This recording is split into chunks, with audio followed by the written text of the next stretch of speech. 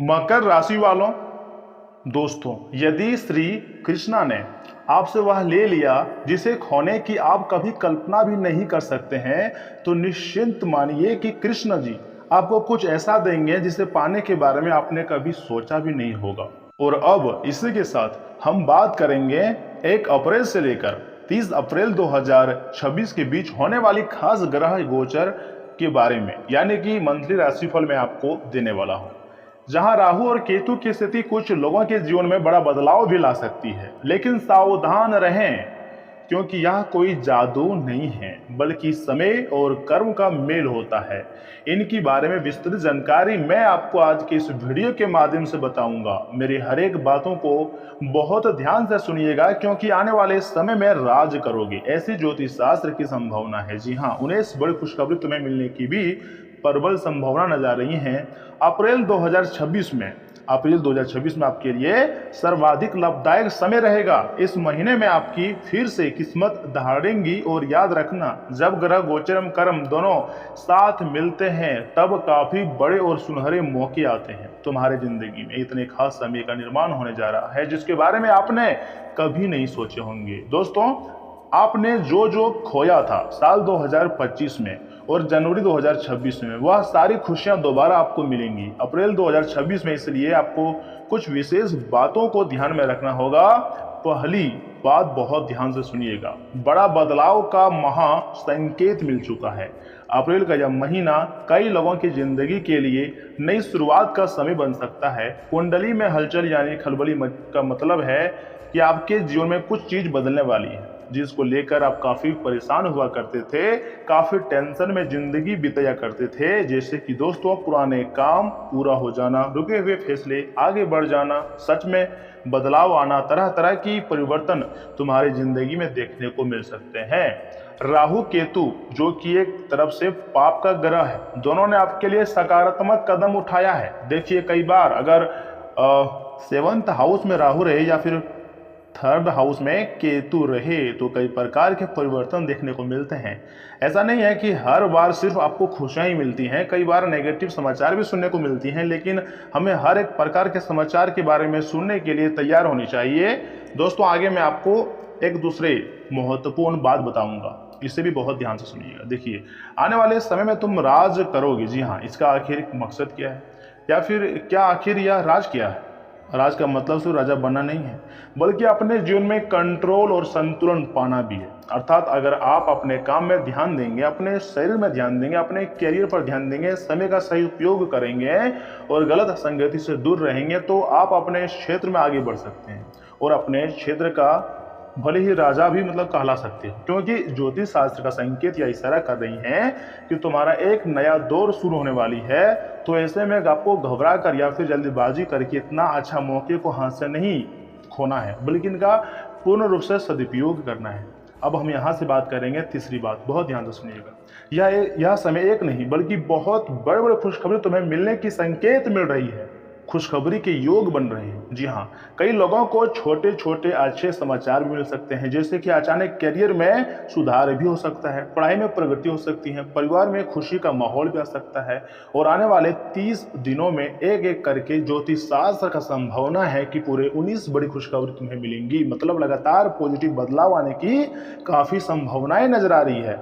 इन दिनों तुम्हारी पुरानी मेहनत का भी फल मिलने का अत्यंत संभावना है, लेकिन आपको उस व्यक्ति का साथ बिल्कुल भी छोड़ देनी चाहिए जो बार बार तुम्हारा बुराई करते हैं। भले तुम्हारे सामने अच्छा बोलते हो, लेकिन तुम्हारी बुराई पीठ पीछे करता है। ऐसे लोगों से आपको दूरियां बना लेनी है। दोस्तों, अब तुम्हारी जिंदगी की गाड़ी रफ्तार पकड़ने के कगार पर है, तो ऐसे में आपको कुछ जरूरी सावधानी का भी पालन करनी चाहिए। अर्थात जल्दीबाजी में कोई गलत और अपने दोस्तों या फिर मित्रों या फिर किसी व्यक्ति से गलत सलाह या फिर गलत अफवाह से आपको बचना होगा। इस दौरान आपको मेहनत पर ध्यान देनी होगी और अपने लक्ष्य पर फोकस करना होगा, क्योंकि राहु केतु का प्रभाव कभी कभी भ्रम भी पैदा करती है। जी हाँ, इसलिए मैं आपको पहले ही बोले थे कि हर एक बार आपको खुशियां नहीं मिलेंगी, कई बार आपको भ्रम में भी डाल सकती है, अफवाहों का सामना भी करना पड़ सकता है ऐसा ग्रह। लेकिन हमें हर एक प्रकार के परिस्थितियों से लड़ने के लिए अपने आप को तैयार करनी चाहिए। दोस्तों, जो ग्रह गोचर होते हैं वह सिर्फ हमें रास्ता दिखाते हैं, चलना तो खुद हमको पड़ता है। उसमें अगर आप मेहनत करोगे, सही सोच रखेंगे, तो यही अप्रैल का महीना आपके लिए खास साबित हो सकता है, एक नहीं बड़ी बदलाव लेकर आ सकता है। और मुझे बहुत उम्मीद है कि तुम्हारी ज़िंदगी में आने वाले समय में बहुत बड़ी बड़ी खुशियाँ मिलने वाली है।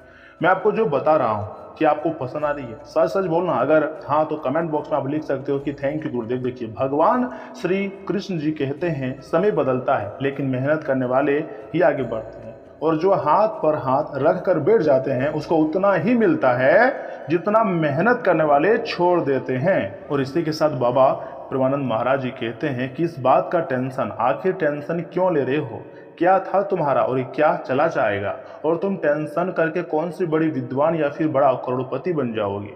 अपने कार्य पर फोकस करो, ओवर थिंकिंग को हटाओ, भगवान को अपना दोस्त बना लो और अपनी सारी प्रॉब्लम को उसे सुनाओ। वही आपको रास्ता दिखाएंगे, वही आपकी समस्याओं को सॉल्व करेंगे। मन में किसी प्रकार की डर है तो उसे निकाल कर बाहर फेंक दो, क्योंकि समस्याएं अब तुम्हारी जिंदगी में ढेर ज़्यादा दिनों तक नहीं टिक पाएंगे, क्योंकि ग्रह गोचर का संकेत बहुत ही क्लियर है। और यह जो अप्रैल का महीना है आपके लिए सर्वाधिक लाभदायक रहेगा। ग्रह गोचर का स्वयं यही संकेत ग्रह गोचर ने दिया है, वही मैं आपको बता रहा हूँ। आगे बहुत ही खास और महत्वपूर्ण राशिफल के बारे में भी बताऊंगा कि आखिर यह 30 दिनों के भीतर आपकी जिंदगी में कौन कौन से परिवर्तन देखने को मिल सकते हैं, जिससे कि स्वास्थ्य राशिफल, कैरियर राशिफल, धन राशिफल, बिजनेस, व्यवसाय, सभी के बारे में बहुत अच्छी तरह से मैं आपको बताऊंगा। आपसे एक छोटा रिक्वेस्ट है कि वीडियो को मिस मत कीजिएगा, हर एक बातों को बहुत ध्यान से सुनिएगा। सबसे पहले हम बात कर लेते हैं इस राशि के जातकों के लिए स्वास्थ्य राशिफल। जी हाँ, देखिए, आमतौर पर यह महीना स्वास्थ्य के लिहाज से फिर दृष्टिकोण से मिश्रित परिणाम लेकर आने की संभावना दिखाई दे रही है। पूरे महीने शनि महाराज द्वादश भाव में विराजमान रहेंगे तथा पंचम भाव में केतु की उपस्थिति और उन पर एकादश भाव में बैठे 5 ग्रहों का प्रभाव होने से आपको पेट से जुड़ी समस्याएं, पाचन तंत्र के रोग और गैस की समस्याएं, आंखों में जलन, आंखों में पानी बहाना, पैरों में दर्द और कमर तथा कंधों में दर्द की समस्याएं का सामना करना पड़ सकता है।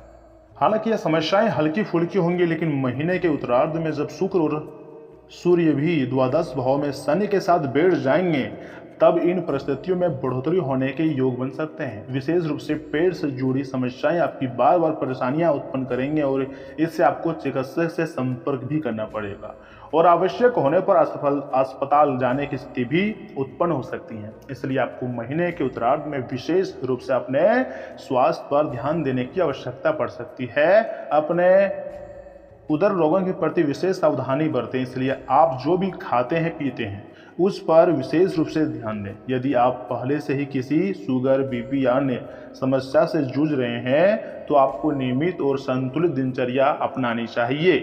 जी हाँ, क्योंकि स्वास्थ्य के लिहाज से यह जो महीना है अप्रैल का थोड़ा मिश्रित फल देकर जाएगा। वहीं अगर कैरियर की बात की जाए तो ध्यान दीजिएगा, कैरियर के दृष्टिकोण से यह महीना उतार और चढ़ाव से भरा रहने की संभावना है।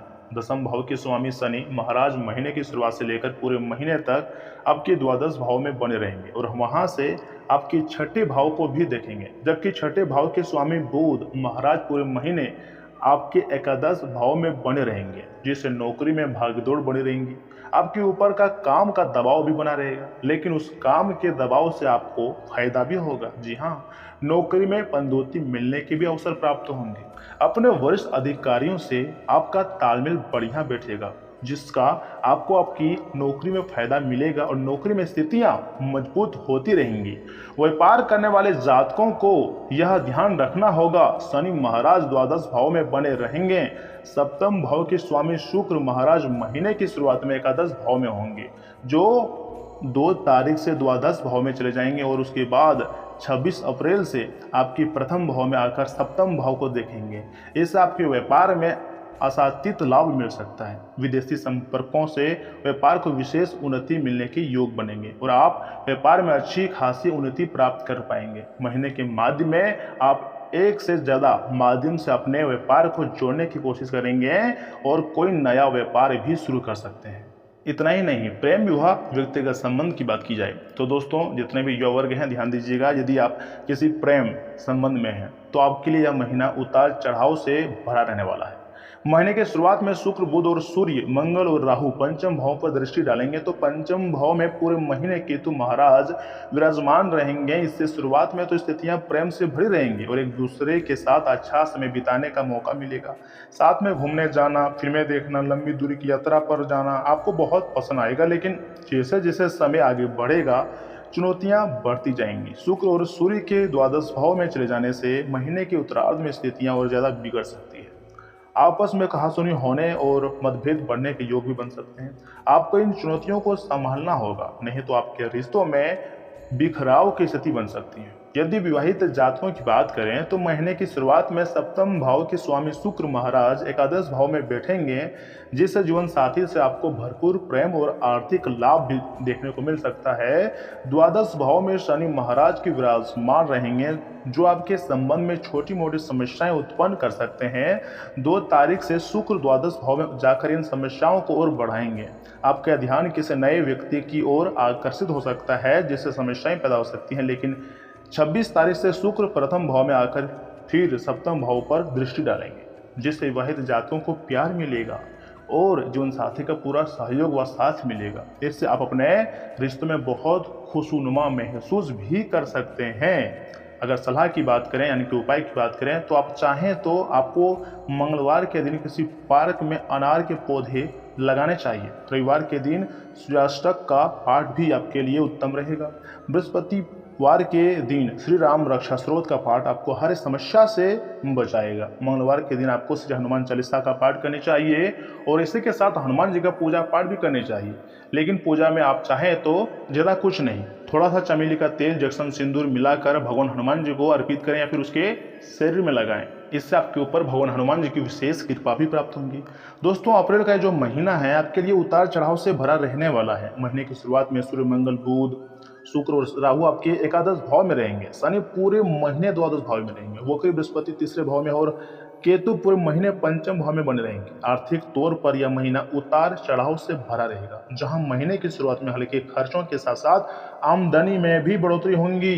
कोई रुका हुआ पैसा भी आपको मिल सकता है। वहीं महीने के उत्तरार्ध में खर्च तेजी से आगे बढ़ेंगे और उनमें तेजी आएंगी तथा आमदनी में कुछ कमी महसूस हो सकती है। स्वास्थ्य के मोर्चे पर आप महीने के पूर्वार्ध में अनुकूल रह सकते हैं, लेकिन महीने के उत्तरार्ध में चुनौतियां भी आपको सामने आ सकती है।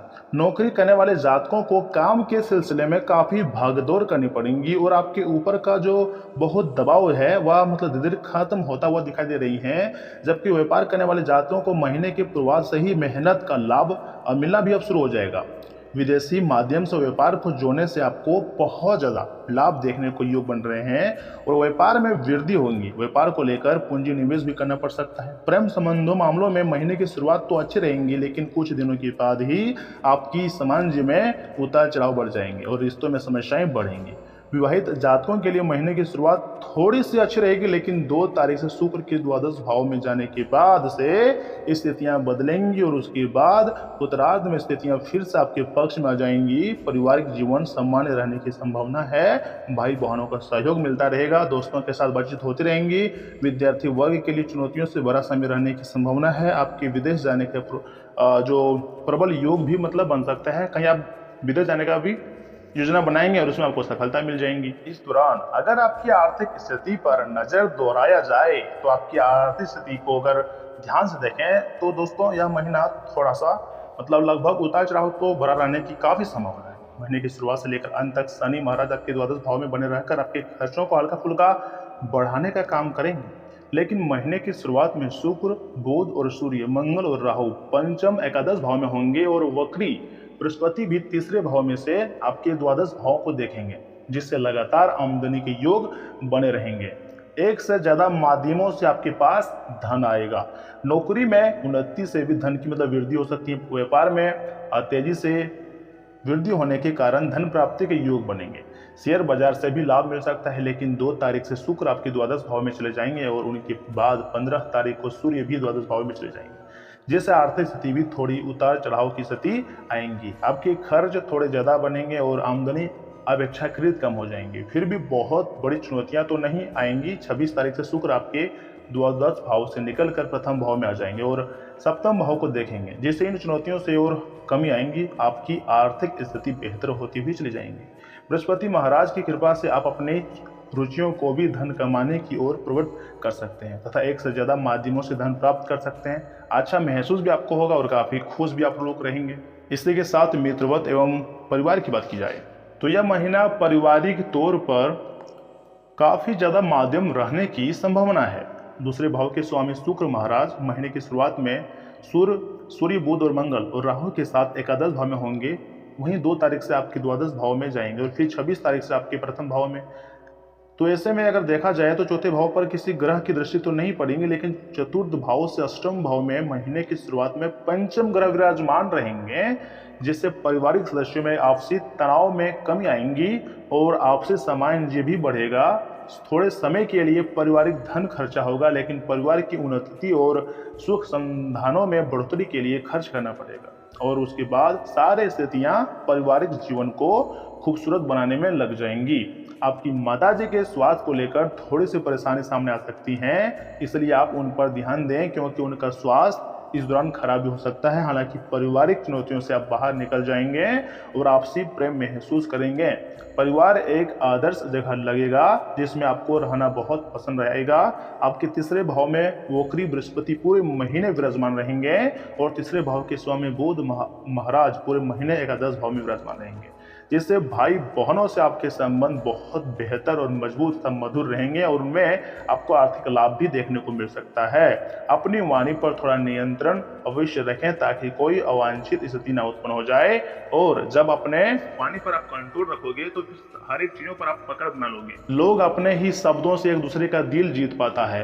अगर सामने किसी व्यक्ति बहुत ज्यादा गुस्सा है और आप भी गुस्से में चले जाओगे तो वहां बड़ा विवाद हो जाएगा, लड़ाई झगड़े हो जाएंगे और बाद में दुश्मन बन जाओगे।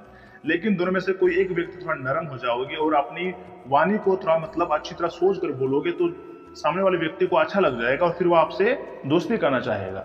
इसी वाणी से संसार को जीता जा सकता है और इसी वाणी से संसार से दुश्मन भी बनाया जा सकता है।